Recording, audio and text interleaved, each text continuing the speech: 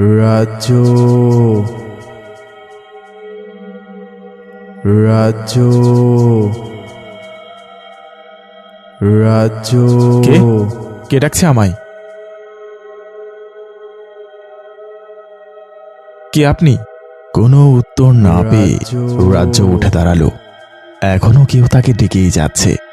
সে হাঁটতে হাঁটতে তাদের পিছু করতে লাগলো। কিছুক্ষণ পর সে একটি দরজার সামনে গিয়ে পৌঁছালো। সেখানে যেতেই সে লক্ষ্য করল একটি কালো ছায়া রক্তাক্ত ছুরি হাতে দাঁড়িয়ে আছে। সে ধীরে ধীরে এগিয়ে আসছে তার দিকে। সেই কালো ছায়ার নখগুলো বড় বড়, চোখ দুটো যেন জ্বলন্ত ভাটা। খারাপ স্বপ্ন দেখেছিলে? হ্যাঁ। চিন্তা করো না, আজকে মাদ্রাসায় তো তোমার প্রথম রাত, তাই হয়তো এমন স্বপ্ন দেখেছো। হ্যাঁ, হতে পারে। আমার আগের মাদ্রাসা থেকে এখানে আসতে অনেক জার্নি করতে হয়েছিল। আসসালামু আলাইকুম হুজুর, আমাকে ডেকেছিলেন? ওয়ালাইকুম আসসালাম। হ্যাঁ, তুমি তো নতুন এসেছো পাশের গ্রামের মাদ্রাসা থেকে, তাই না? শোনো, আমাদের এখানে নিয়ম কানুন খুবই কড়া, তাই অনুমতি ছাড়া কোথাও যাবে না। বিশেষ করে আমাদের মাদ্রাসার পেছনে থাকা একটা ঘর আছে, সেই দিকটায় কখনো যাবে না, ঠিক আছে? জি ঠিক আছে।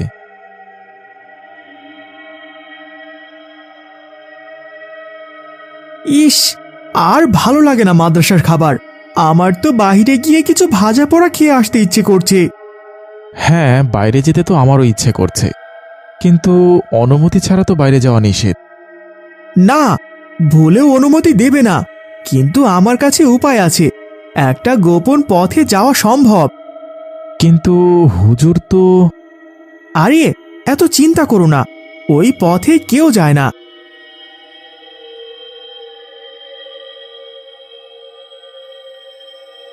এখানে আসতে আমাদের তো নিষেধ করেছিল।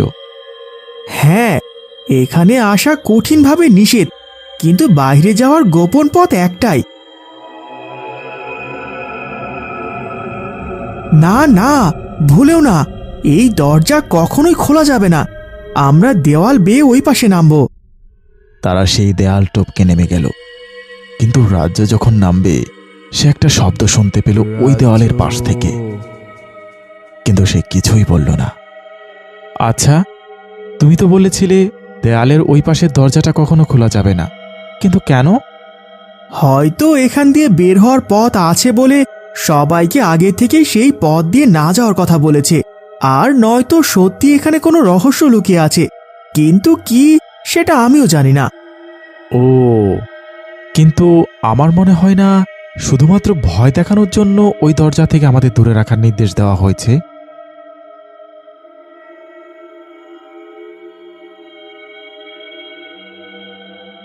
এভাবেই কেটে গেল বেশ কয়েকদিন।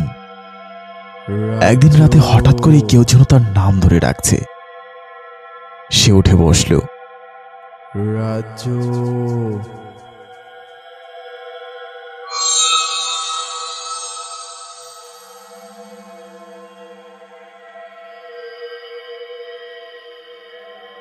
আব্দুল্লাহ, আব্দুল্লাহ কোথায় যাচ্ছ?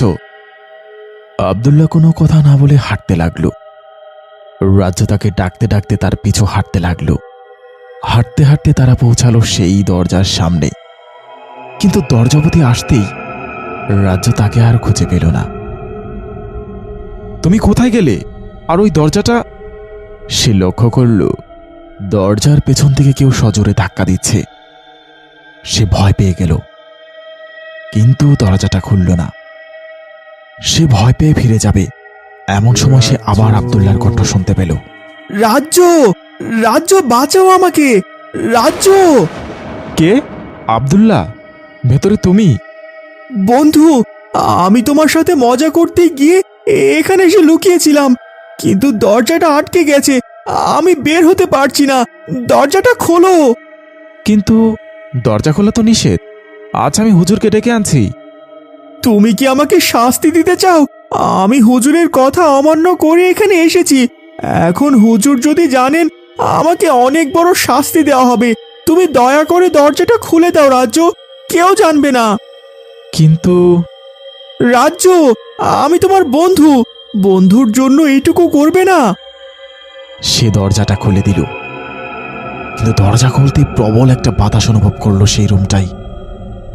কিন্তু সে কাউকেই খুঁজে পেল না। সে ভয় পেয়ে আবার চলে গেল সেই ঘুমানোর ঘরে। সেখানে গিয়ে অবাক হয়ে দেখতে পেল আব্দুল্লাহ ঘুমিয়ে আছে। সে তাকে ডেকে উঠে বলল, আব্দুল্লাহ, আব্দুল্লাহ ওঠো। কি হলো রাজ্য, এত তাড়াতাড়ি ফজরের ওয়াক্ত হয়ে গেছে?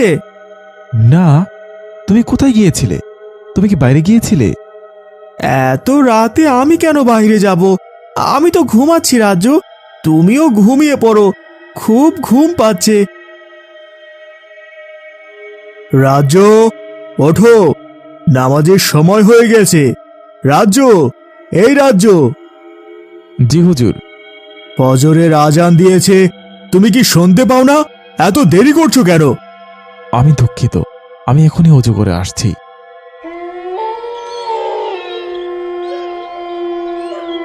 কি হলো রাজ্য, দাঁড়িয়ে আছো কেন?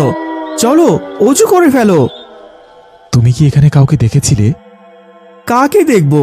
এখানে তো তুমি আর আমি ছাড়া আর কেউ নেই। না, আসলে দ্রুত অজু শেষ করো, জামায়াত শুরু হয়ে যাবে এখনই। কে ওখানে? কে? কি চাও আমার কাছে? কি বলছো এসব রাজ্য? কোথায় কাকে ডাকছো? ওখানে কেউ আছে হুজুর, ওখানে নিশ্চয়ই কেউ আছে। তারা আমায় পিছু করছে, আমাকে ভয় দেখাচ্ছে, আমাকে মেরে ফেলতে চাচ্ছে। ক্লাসের মাঝে আবোল তাবোল বলো না রাজ্য, ক্লাসে মন দাও। গত কয়েকদিন থেকেই দেখছি তুমি ক্লাসে মনোযোগী নও।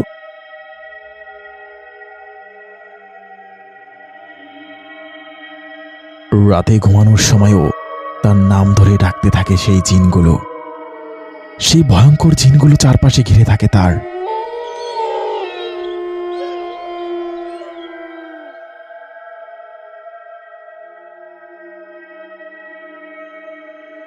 একটা খারাপ খবর শুনেছো? কি? আমাদের গ্রামে মনে হচ্ছে দুর্ভিক্ষ দেখা দেবে। এবার সব ফসল নষ্ট হয়ে গেছে অজানা এক কারণে। একে একে গাছগুলো মারা যাচ্ছে।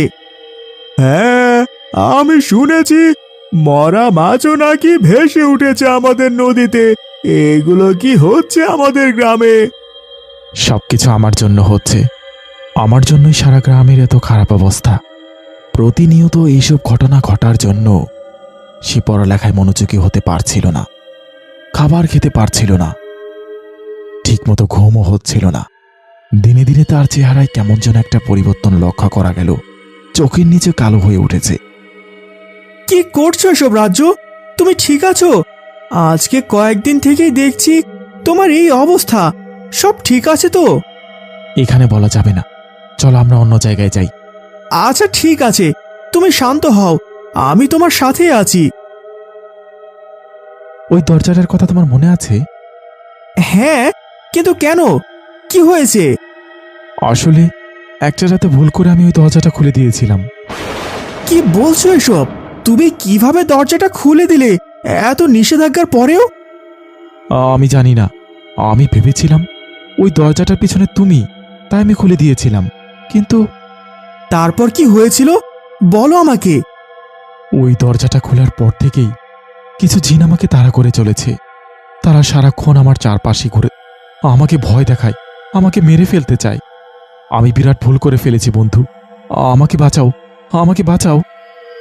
এর সমাধান আমরা কোনোভাবেই করতে পারবো না রাজ্য। চলো আমরা হুজুরের কাছে গিয়ে পরামর্শ করি। তারা দুজনে হুজুরের নিকট গিয়ে সবকিছু খুলে বলতে লাগলেন। খুবই বড় একটা ভুল করেছো রাজ্য, কিন্তু ভুল ত্রুটি মানুষই করে।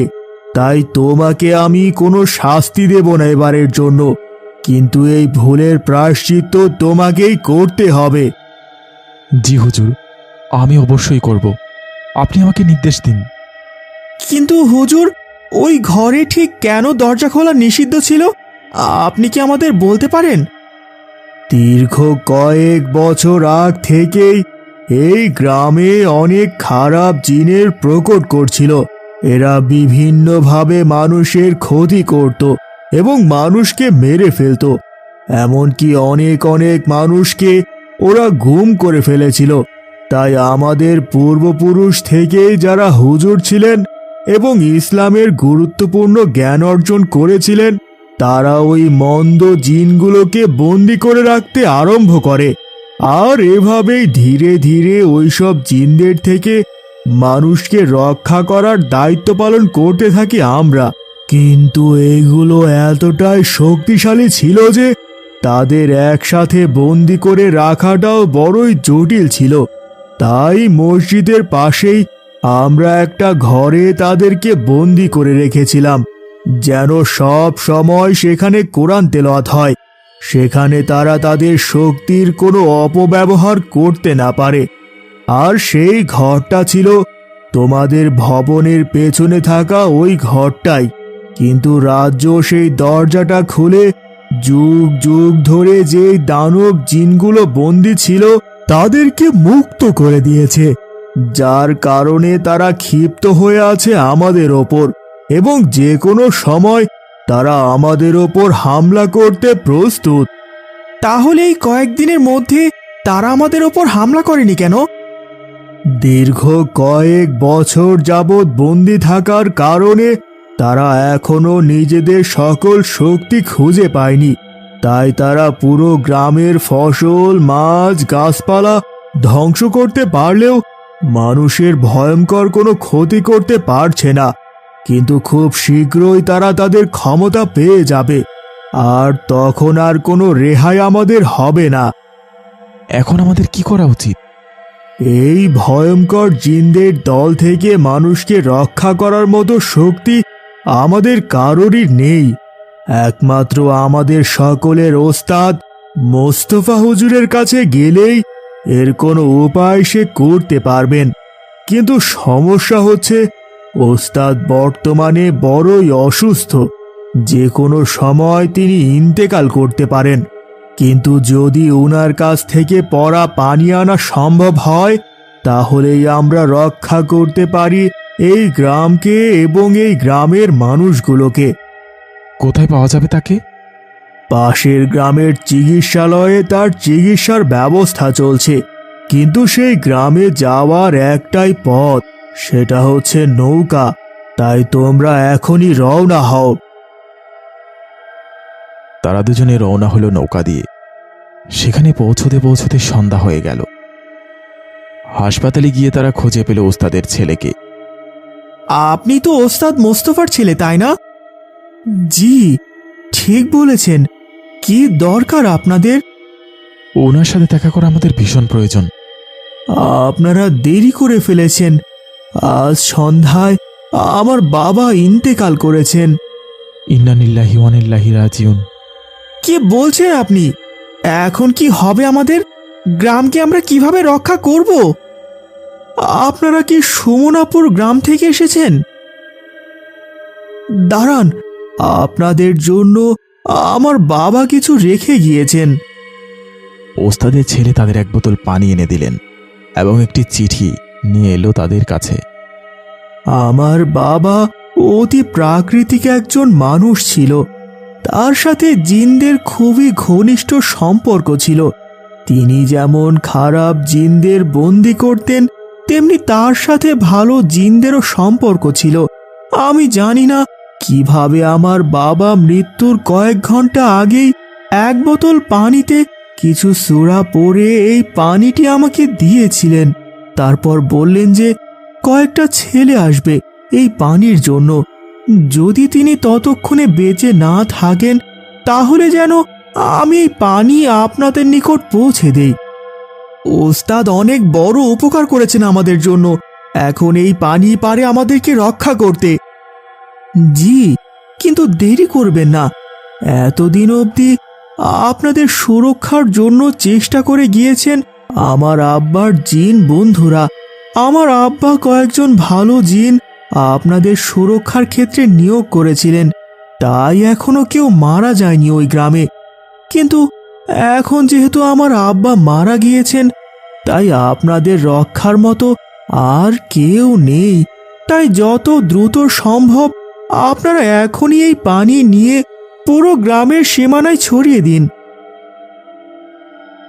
তারা দুজনে নৌকায় চড়ে আবার রওনা হলো তাদের গ্রামের উদ্দেশ্যে। কিন্তু এবার নৌকায় আগে থেকেই ছিল আরো দুজন লোক, তাদের সাথে একজন মহিলা। মাঝ রাস্তায় হঠাৎ নৌকাটা থেমে গেল। কি হয়েছে ভাই? নৌকা থেমে গেল কেন? জানি না ভাই, নৌকা চলছে না, খুবই ভারী লাগছে নৌকাকে। কেউ তোদের রক্ষা করতে পারবে না, কেউ না। সাথে সাথে সেই জিনগুলো তাদের গলা টিপে ধরল। নদীর ঢেউ সেই নৌকাটাকে উল্টো পথে নিয়ে যেতে আরম্ভ করলো। কিন্তু তারা দুজন একসাথে কোরআন তেলাওয়াত করতে শুরু করলো। এমন সময় রাজ্য বোতল থেকে সামান্য পরিমাণ পানি নিয়ে তাদেরকে ছিটিয়ে দিল। সাথে সাথে তারা কোথায় যেন মিলিয়ে গেল। তারপর তারা দ্রুত পৌঁছালো সেই গ্রামে, আর বোতলে পানিটা তুলে দিল তাদের হুজুরের কাছে। হুজুর সেই পানিটি সারা গ্রামে ছড়িয়ে ছিটিয়ে দিলেন। তারপর কিছু ছোড়া বলে সেই দরজাগুলো আবার বন্ধ করে দিলেন।